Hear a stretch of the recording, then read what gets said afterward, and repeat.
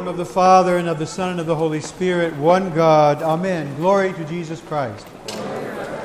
Today, Jesus meets darkness, manifested in the death of a child, and in the long torment of a woman who suffers a physically and socially debilitating disease that represents a type of living death. The woman, due to the uncleanness represented by her bleeding, is metaphorically murdered by her neighbors, declared unacceptable, unwanted, unclean, and is forced to live as best she could a life of internal exile. Her dilemma reminds me of a song from The Greatest Showman. Anybody seen The Greatest Showman? The song is "This Is Me," sung by the Bearded Lady. It's a wonderful song. And the first words are, "I am not a stranger to the dark. Hide away, they say, 'cause we don't want your broken parts. I've learned to be ashamed of all my scars. Run away, they say. No one will love you as you are." I think of this woman today when I hear that. But think for a moment, who are the bearded ladies in our lives? Who do we shun? Whom do we fear? Who do we refuse to touch with human kindness? Who do we kill with our hatred and our indifference? But we must also think of our own scars, the ones we try and hide from shame and fear. I've known many people who isolate themselves because of them. Is it others we fear most, or ourselves? Usually it's both. So we must be mindful and vigilant, for if even being angry in thought, according to our Lord Jesus, is a form of murder, what do you imagine apathy and indifference to be? So caring for one another and caring for ourselves is how we turn suffering into joy.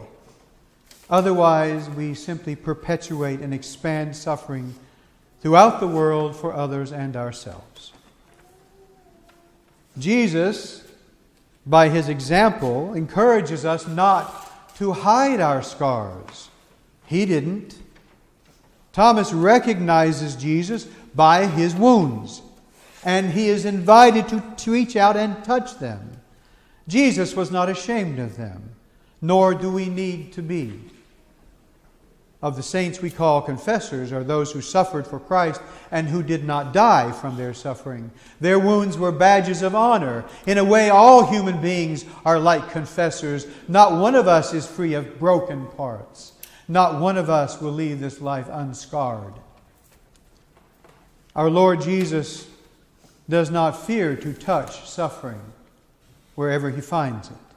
He risks in ritual impurity in the bedroom of Jairus' daughter, and He does not flinch when the woman with the issue of blood touches Him. He radiates in the darkness and illumines our suffering by His presence. And of course, He descends Himself into the crucible of human suffering in nearly every encounter He has. His heart was perpetually broken.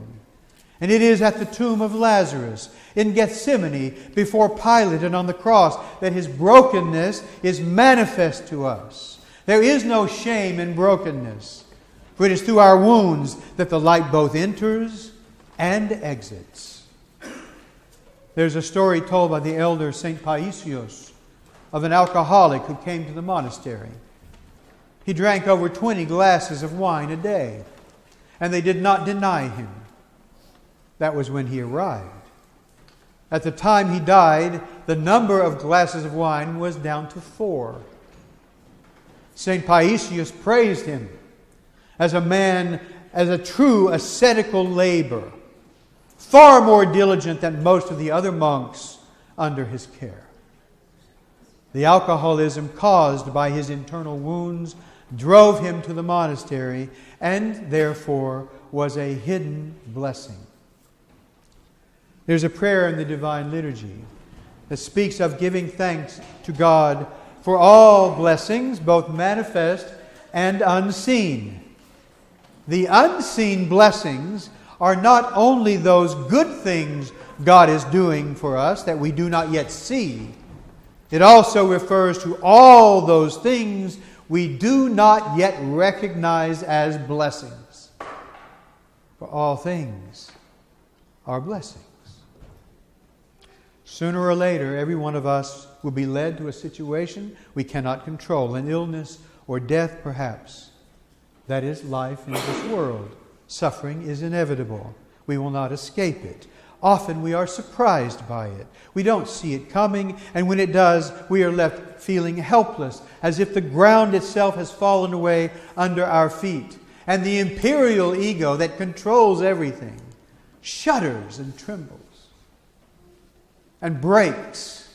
And the truth, like a golden yolk of a broken egg, flows out finally, that living water Jesus promised. And we are washed clean. And the world around us is nourished and fed by the beauty of God's image within us. We must be broken. God loves a broken heart.